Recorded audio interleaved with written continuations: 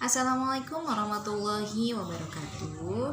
Salam sejahtera untuk kita semuanya. Sebelumnya saya ucapkan selamat kepada teman-teman semua yang sudah memasuki semester 5 ini.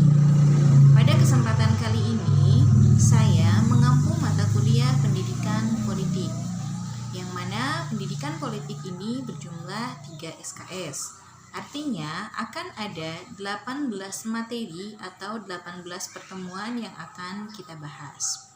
Materi yang pertama itu ada arti politik, materi yang kedua ada hakikat pendidikan politik, materi yang ketiga ada paradigma dan ranah pendidikan politik, materi yang keempat teori dan konsep dalam konteks pendidikan politik, materi yang kelima sejarah pendidikan politik, materi yang keenam adalah materi pendidikan politik, dan juga di pertemuan ketujuhnya masih sama ada materi pendidikan politik bagian kedua, dan pertemuan ke-8 ada peran perempuan dalam pendidikan politik di Indonesia.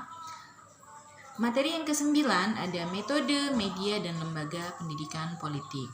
Setelah pertemuan ke-9 ini, kita akan melaksanakan pekan UTS. Dan dilanjutkan kembali di pertemuan 10 itu ada orientasi dan mekanisme dan lembaga pendidikan politik. Pertemuan ke-11 itu ada struktur, jalur, dan model pendidikan politik. Pertemuan yang ke-12 rintangan dan tantangan pendidikan politik. Yang ke-13 ada sosialisasi politik dan kepribadian politik. Materi yang ke-14 pembangunan dan perubahan politik dalam perspektif pendidikan politik.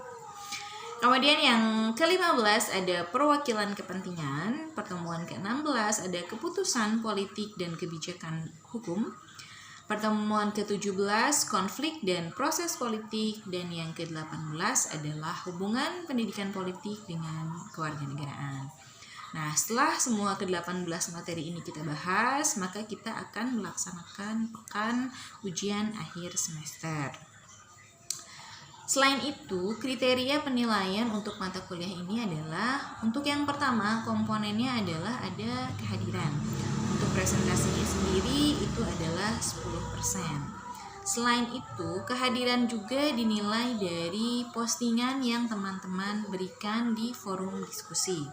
Karena perkuliahan ini dilaksanakan secara online, maka saya menentukan minimal ada 2 postingan yang teman kirimkan di forum diskusi. Itu minimalnya.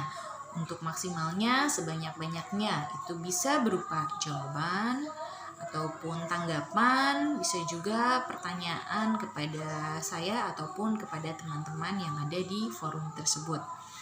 Kemudian yang kedua ada tugas. Tugas itu komponen penilaiannya yang akan saya berikan dengan bobot 20%.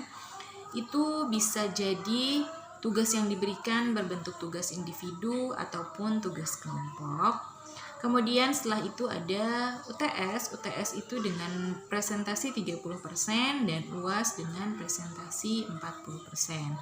Itulah keempat komponen penilaian yang akan dilakukan agar teman-teman mendapatkan nilai maksimal di mata kuliah pendidikan politik. Mungkin itu saja saya ucapkan. Tetap semangat kepada teman-teman semua. Mudah-mudahan perkuliahan kita nanti berjalan dengan lancar. Amin. Terima kasih. Wassalamualaikum warahmatullahi wabarakatuh.